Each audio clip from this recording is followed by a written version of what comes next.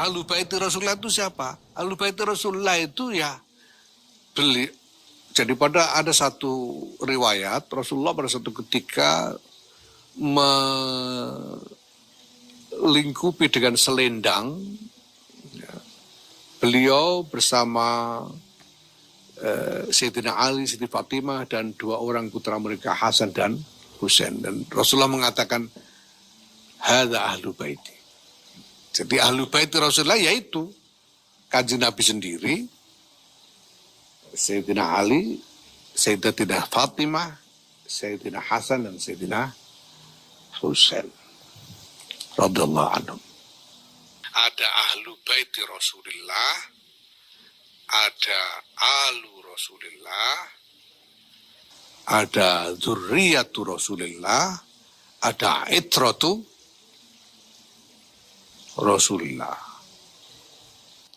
Jadi ulama Ahlussunnah itu kalau mau berguru itu tidak sembarangan. Guru itu nyari guru yang jelas sanadnya dan kemudian juga jelas baik akhlaknya. Itu doktrin Ahlussunnah wal Jamaah. Kalau nyari guru sekedar nyari-nyari di YouTube itu juga bukan Ahlussunnah wal Jamaah. Wahai para ulama, wasadatul atqiya, dan sayyid-sayyid yang bertakwa. Siapa yang dimaksud sayyid ini? Sayyid ini maksud sayyid adalah dzurriyyatu Rasulullah sallallahu alaihi wasallam. Memang ada dari dulu, kita semuanya mengaku, para ulama kita ada dzurriyyah Rasulullah sallallahu alaihi wasallam. Ya, siapa mereka itu?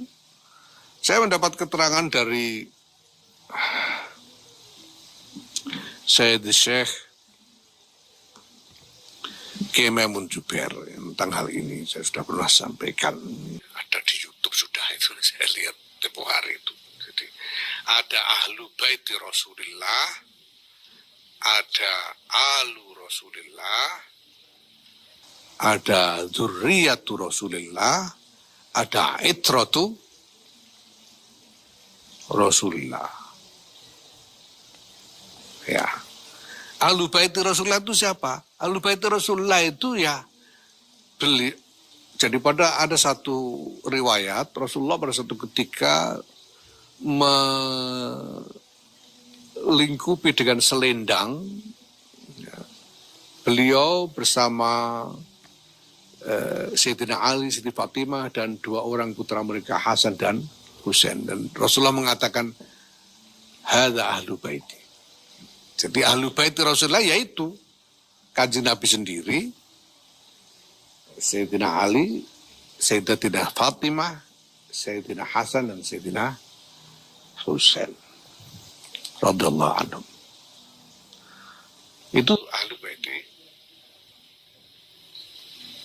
Rasulullah sallallahu alaihi wasallam sebagaimana yang dinyatakan sendiri oleh Rasulullah sallallahu alaihi wasallam. Nah, kemudian ada alu Muhammad. Menurut Kiai Maimun Jubair, alu Muhammad ini adalah dari Bani Hashim. Itu semuanya alu Muhammad, Bani Hashim dan Bani Abdil Muttalib. Ini alu Muhammad. Ini termasuk Sayyidina Abbas dan keturunannya, ini alu Muhammad. Sepupu-sepupunya Kanjeng Nabi dan lain sebagainya. Ini alu Muhammad. Ya tentu saja yang mukmin, ya. Abu Lahab enggak termasuk, ya. Yang mukmin Sayyidina Hamzah itu alu Muhammad. Keluarga dari Bani Hashim dan Bani Abdul Muttalib. Kemudian ada dzurriyyatu Rasulullah sallallahu alaihi wasallam. Siapa dzurriyyatu Rasulullah ini? Siapa saja yang lahu nutfatun nubuwah. Siapa saja yang punya garis keturunan baik dari laki-laki maupun perempuan, itu dzurriyyatu Muhammadin sallallahu alaihi wasallam. Kita tahu bahwa kalau yang diklaim sebagai keturunan Nabi yang terkenal sekarang ini adalah dari keturunan Sayyidatina Fatimah. Ya, itu berarti perempuan. Yang dihitung itu dari nasab, dari jalur perempuan. Ya.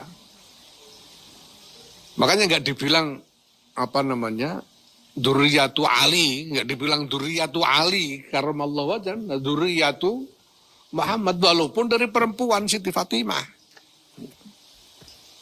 Dan putra Siti Fatimah yang kemudian punya keturunan itu bukan cuma Sayyidina Hasan dan Sayyidina Husain, ada yang lain, ada Ummu Kulsum dan lain-lain. Yang punya keturunan juga. Kemudian Kiai Maimun juga menyebut Siti Ruqayyah dan Siti Zainab itu juga ada keturunannya. Ini semuanya zurriyatul Rasulullah. Baik dari jalur laki-laki maupun perempuan. Ya, makanya saya katakan bahwa kiai-kiai di Nusantara ini insya Allah zurriyatul Rasulullah semua gitu. Karena dari dulu ada tradisi campur yang tidak karu-karuan. Yang sudah tidak ada lagi parameter bahwa laki-laki perempuan dari Bani Hashim atau Bani Mustafa di Nusantara atau Bani Abdul Muthalib di Nusantara ini perempuannya harus menikah dengan laki-laki dari Bani Hashim juga. Itu dari dalam tradisinya tadinya tidak ada di Nusantara. Kenapa lah orangnya belum banyak? Nah sekarang kalau ada Bani Hashim punya anak perempuan mau dikawinkan dengan Bani Hashim laki-laki sudah tidak ada lagi, ya terpaksa dikawinkan orang Jawa. Dikawinkan sama orang Sunda, orang Minang dan lain-lain. Jadi ini udah campur. Tapi semuanya dari keturunan itu memiliki nutfah nubuwah, ini yang semuanya berada disebut sebagai zurriyatu Rasulullah SAW. Itu sudah biasa dari dulu, itu campur karuan. Ya makanya juga jadi saya sempat pernah mengulas tentang nggak usah baca-baca lah soal ini, pokoknya tahulah ini Sadatul Atqiyah ini yang maksud adalah itu. Kemudian ada itratu Rasulullah SAW, karena Rasulullah bersabda ataraktu lakum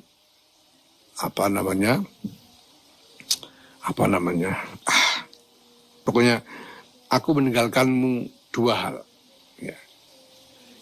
Ya tamassaktum bima lam tadil. Kalau kalian berpegang teguh pada dua ini, kalian tidak akan sesat. Yaitu apa? Kitabullah wa itrati. Rasulullah. Kitabullah wa itrati. Kitabullah Quran wa itrati, dan itrahku. Kama qala sallallahu alaihi wasallam. Nah, itrah ini menurut Kiai Maimun adalah keturunan Rasulullah yang dari generasi ke generasi ini alim semua. Sampai ke Sayyidina Ali karramallahu wajhahu ini sampai itu alim terus, nggak ada yang goblok, itu namanya itroh gitu. Kalau dari generasi alim terus itu baru itroh.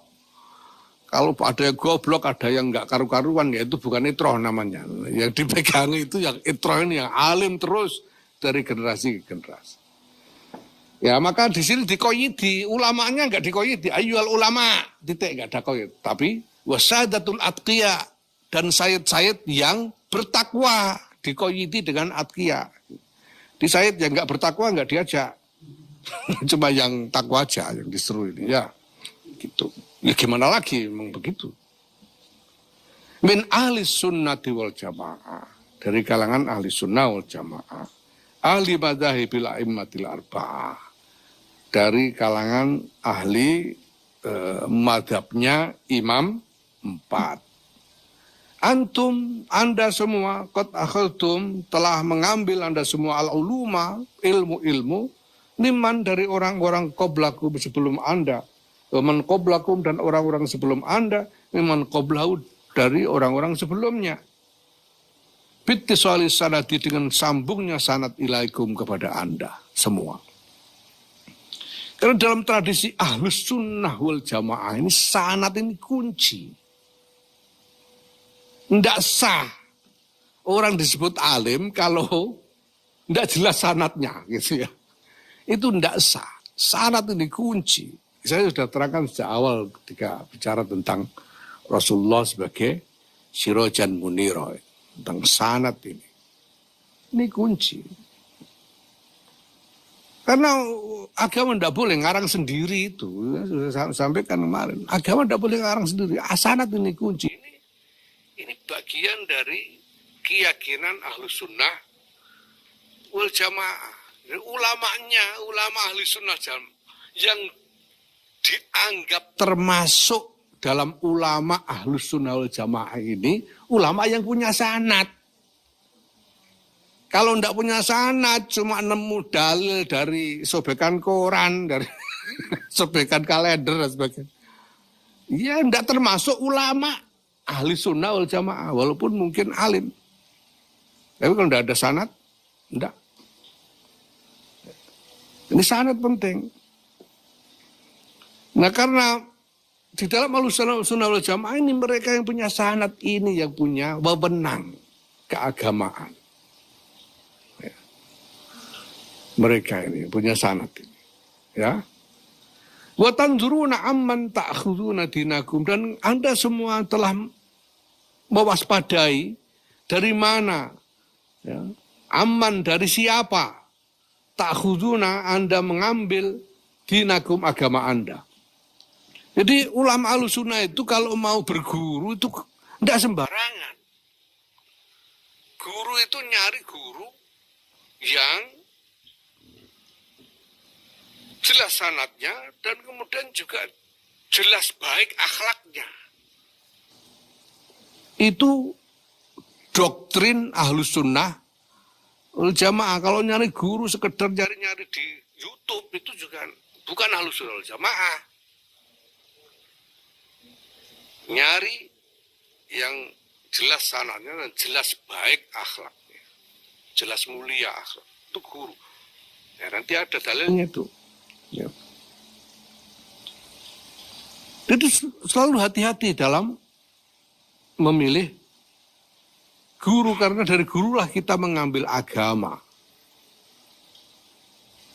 Kita mengambil agama dari guru, dan agama itu saya sudah bilang tempo hari tidak cuma soal pemahaman akal, tidak cuma soal laku lahiriah, tapi ada dimensi ruhaniyah yang paling menentukan di situ. Nah karena para ulama ahli sunnah wal jamaah ini disiplin di dalam doktrin sanad dan doktrin meneliti guru-guru ini, maka mereka punya wewenang. Sehingga dikatakan fa'antum, maka Anda semua adalah khazanatuha, gudang-gudangnya ilmu, wa abwabuha, dan pintu-pintunya ilmu. Wala tu'tul buyuta, dan janganlah kalian semua memasuki rumah illa min abwabiha, kecuali dari pintu-pintunya. Faman, maka barang siapa ataha, memasuki rumah-rumah min ghairi abwabiha, tidak dari pintu-pintunya, orang macam itu yang masuk rumah ini, rumah itu masuk tapi tidak lewat pintu, itu sumnya dinamai sarikon, maling. Jadi masuk rumah itu lewat pintu, kalau masuk rumah sana rumah sini nggak lewat pintu, lewat gendeng semua, maling namanya gitu. Gitu. Nah ini kenapa? Ini yang pertama-tama diajak. Karena yang dibutuhkan oleh dunia, oleh umat adalah jawaban dari agama. Dan yang berhak menjawab atas nama agama itu sekali lagi adalah ulama. Maka Hadratus Syekh Muhammad Hasyim Asy'ari memulai semua ini dengan menyeru para ulama.